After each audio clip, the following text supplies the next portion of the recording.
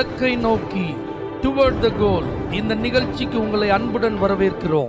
Praise the Lord. ஆண்டவராகிய இயேசுவின் இனிய நாமத்தில் உங்கள் எல்லாருக்கும் அன்பின் வாழ்த்துக்கள். யோவான் எழுதின சுவிசேஷம் 15ஆம் அதிகாரம் 5ஆம் வசனம். என்னை அல்லாமல் உங்களால் ஒன்றும் செய்யக்கூடாது. இயேசு தன்னுடைய சீஷர்களை பார்த்து சொன்ன ஒரு வார்த்தை. நல்லா புரிஞ்சுக்கோங்க தேவ பிள்ளைகளே, நாம் எப்பொழுதும் தேவனை சார்ந்தவர்களாய் இருக்க வேண்டும் என்று அவர் விரும்புகிறார். நாம் மண் என்பதை கர்த்தர் அறிந்திருக்கிறார். நம்முடைய உருவம் இன்னது என்பதையும் அவர் அறிந்திருக்கிறார். பாருங்க, நம்ம உருவாக்கப்பட்ட போது மண்ணினால உருவாக்கப்பட்டோம். அது வரைக்கும் எல்லாம் ஷேப்லாம் இருக்கு, உருவம்லாம் இருக்கு, ஆனா உயிர் இல்லை. ஆனா எப்பொழுது இயேசு தன்னுடைய சுவாசத்தை அந்த உருவத்தில் ஊதினாரோ அப்பொழுதுதான் மனிதன் ஜீவ ஆத்மாவானான் என்று எழுதப்பட்டிருக்கு. அப்ப இயேசுவை எப்பொழுதும் நாம் சார்ந்திராவிட்டால் நம்மால செயல்படவே முடியாது, நம்மால பயனுள்ளவர்களா இருக்கவே முடியாது, ஒரு பிரயோஜனமும் நமக்கு இருக்காது. நல்லா புரிஞ்சுக்கோங்க, நாம் பெற்றோர்களா இருக்கிறோம், நாம பெற்றெடுத்த பிள்ளைகள்.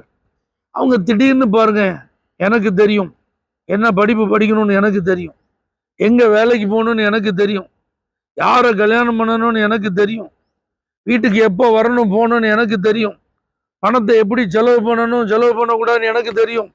இப்படிலாம் அவர்கள் நம்மிடத்தில் சொல்ல ஆரம்பித்தால் கைத்தட்டி அவங்கள நம்ம வரவேற்போமா? மகனே மகளே, இப்படிதான் நீ இருக்கணும்னு நான் விரும்பினேன் அப்படி நம்ம சொல்லுவோமா? அவங்களுக்கு எத்தனை வயது ஆனாலும் அவர்கள் நம்மிடத்தில் கலந்து ஆலோசிக்க வேண்டும். நம்முடைய அனுமதியை பெற்று அவர்கள் எந்த காரியத்தையும் செய்யணும்னு நம்ம விரும்புகிறோம்ல.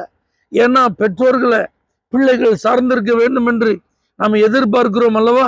இதை மாதிரிதான் அவரால் படைக்கப்பட்ட அவருடைய பிள்ளைகளாகிய நம்மையும் நாம் எந்த காரியமா இருந்தாலும் அவரை சார்ந்து கொள்ள வேண்டும் என்று கர்த்தர் விரும்புகிறார். பிள்ளைகளே, உங்க படிப்பு சம்பந்தப்பட்ட காரியத்துல கர்த்தரை சார்ந்து கொள்ளுங்க. அவர் நல்ல ஞானத்தை தந்து இந்த போட்டி நிறைந்த உலகத்துல வெற்றியை தருவார். உங்க வேலை விஷயத்துல கர்த்தரை சார்ந்து கொள்ளுங்க. உங்க கம்பெனியில உங்க ஆபீஸ்ல இருக்கிற நெருக்கடிகளை கர்த்தர் மாற்றி உங்களுக்கு எதிராக எழும்புகிற மனுஷ கூட்டங்களுக்கு நடுவுல உங்களை கர்த்தர் ஆசீர்வதித்து நல்ல பதவி உயர்வுகள் எல்லாம் அவர் தருவார். தொழில் செய்யறவங்க, வியாபாரம் செய்யறவங்க கர்த்தரை சார்ந்து கொள்ளுங்க. என்ன சூழ்நிலை, எப்படி ஏற்ற இறக்கங்கள் இருந்தாலும் அதுல நல்ல அபிவிருத்தி, முன்னேற்றங்கள், பெருக்கங்களை அவரால் உங்களுக்கு என்ன செய்ய முடியும்?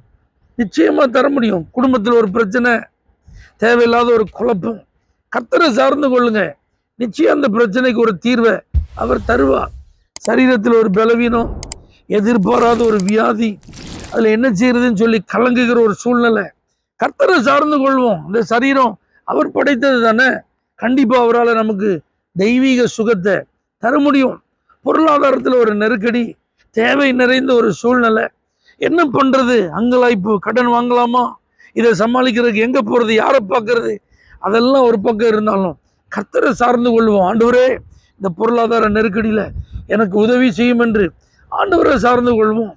ஊழியத்துல அடுத்த நிலைக்கு செல்லணும், அல்லது ஊழியத்துல ஒரு பிரச்சனை, சபை வளர்ச்சி இல்லாத ஒரு சூழ்நிலை, ஆத்துமாக்களின் பெருக்கம் இல்லை, இதற்கெல்லாம் என்ன செய்யறது? யார்கிட்ட போய் ஆலோசனை கேட்கறது? யாருடைய உதவியை நாடுறது? அதெல்லாம் கொஞ்சம் நிறுத்தி வச்சுட்டு ஆண்டவரே நான் அவருடைய சமூகத்தில் வந்து அவரை சார்ந்து கொள்வோம். ஏன்னா ஆண்டவர் ரொம்ப தெளிவாக சொல்லிட்டாரு, என்னை அல்லாமல் உங்களால் ஒன்றுமே செய்ய முடியாதுன்னு சொல்லி. அப்போ கர்த்தருடைய அந்த சமூகத்தில் வந்து அவருடைய பாதத்தில் அமர்ந்திருந்து, ஆண்டவரே உங்களை தான் நான் நம்பி இருக்கிறேன், உங்களை தான் நான் சார்ந்து இருக்கிறேன், எனக்கு உதவி செய்யுங்க, எனக்கு வழி காட்டுங்க, எனக்கு ஆலோசனை சொல்லுங்க, எனக்கு தேவையான இந்த காரியங்களை சந்திங்கன்னு சொல்லி அவரை நாம் பற்றி கொள்வோமானால் நிச்சயமா வெற்றிகரமான ஒரு நபர்களா இருப்போம், ஆசீர்வதிக்கப்பட்ட ஒரு நபர்களா இருப்போம், பாக்கியவான்களா இருப்போம்.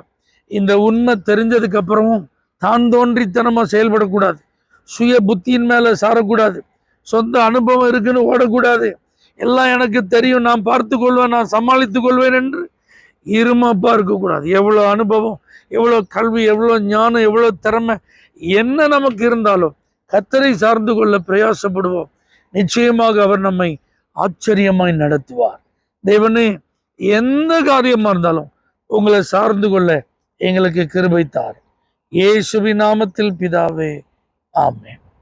For prayer contact, Pastor J. J. Kumar, El Shaddai Ministries, 9500252586, Surandai.